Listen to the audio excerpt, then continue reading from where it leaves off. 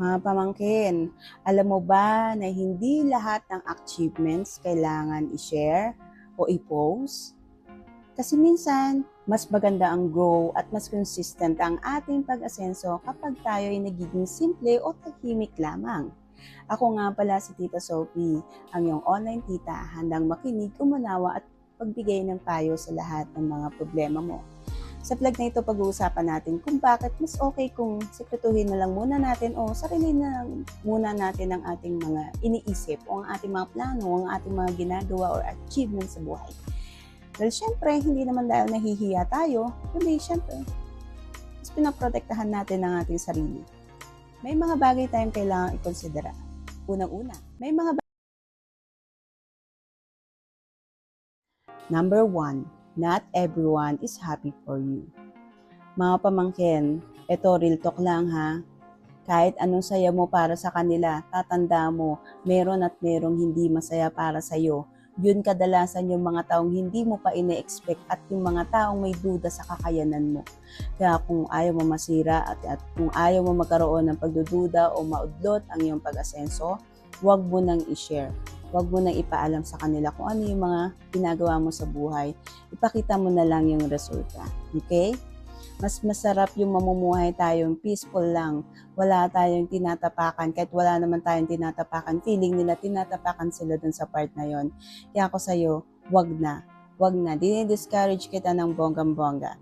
Tigilan yan. Okay? Stop mo yan. Hanggat maaari, ipigilan mo ang sarili mo na mag-share ng achievements mo sa iba. Hayaan mo na lang. Kung sino na lang yung kayang mag-reciprocate sa energy mo, dun ka na lang mag-share. Pero hanggat maaari, hanggat wala pang result, hanggat maaari, para sa'yo lamang ang lahat ng plano at lahat ng ginagawa mo. Okay? So number 2.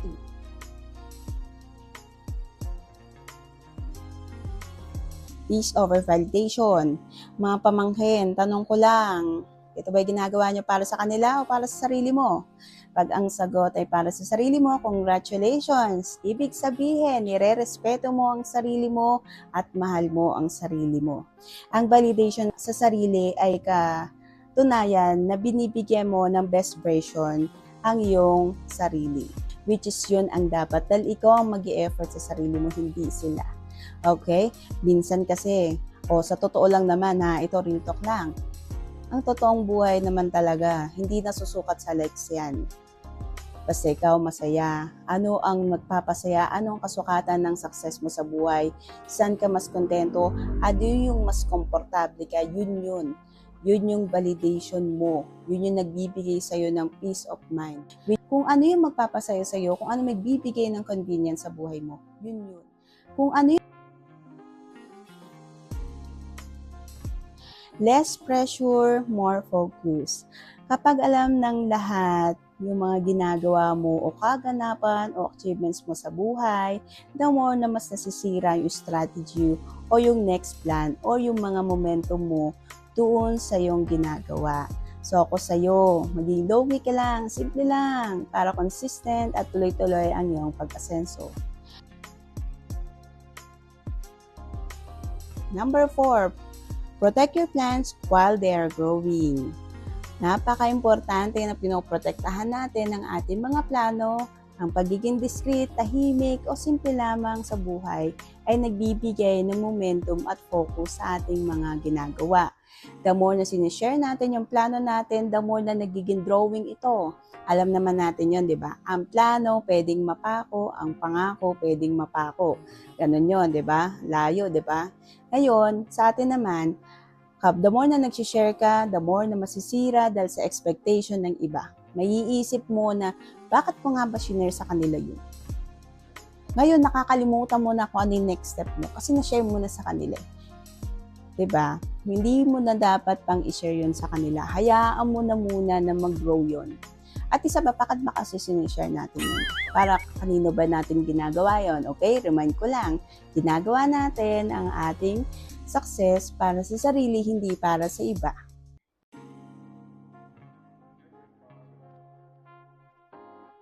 So number 5, silent wins hit different.